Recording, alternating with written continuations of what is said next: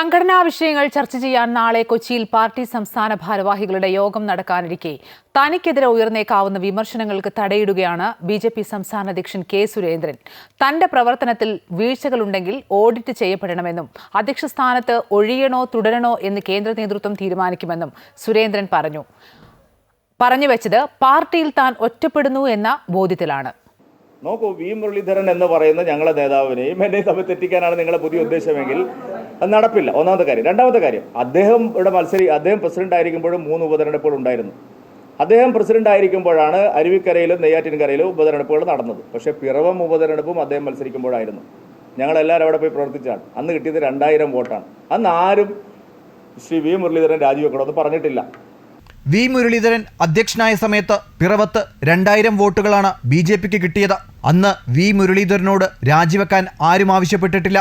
ഇപ്പോൾ ഈ ഉപതെരഞ്ഞെടുപ്പ് പരാജയത്തിന്റെ പേരിൽ താൻ രാജിവെക്കണമെന്ന ആവശ്യം ചില കോണുകളിൽ നിന്ന് ഉയരുന്നതിനു പിന്നിൽ വ്യക്തമായ അജണ്ട ഉണ്ടെന്ന് വിലയിരുത്തുകയാണ് കെ സുരേന്ദ്രൻ.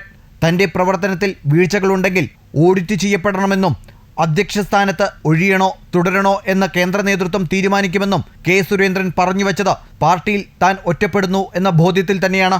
കൊച്ചിയിൽ ചേരുന്ന സംസ്ഥാന ഭാരവാഹികളുടെ യോഗത്തിൽ ഉയർന്നേക്കാവുന്ന വിമർശനത്തെ മുൻകൂട്ടി തടയുകയാണ് വാർത്താ സമ്മേളനത്തിലൂടെ കെ സുരേന്ദ്രൻ നടത്തിയത്. തീർന്നില്ല. പാലക്കാട് പരാജയത്തിന്റെ പേരിൽ പരസ്യ പ്രസ്താവനകൾ നടത്തിയവർക്കെതിരെ അച്ചടക്ക നടപടി സ്വീകരിക്കും എന്നുകൂടി പരോക്ഷമായി കെ സുരേന്ദ്രൻ പറയുമ്പോൾ പാർട്ടി ഒരു പൊട്ടിത്തെറിയുടെ വക്കിലാണ് എന്നതാണ് യാഥാർത്ഥ്യം. ശ്യാം കെ വാര്യർ, അമൃത ന്യൂസ്, കോഴിക്കോട്.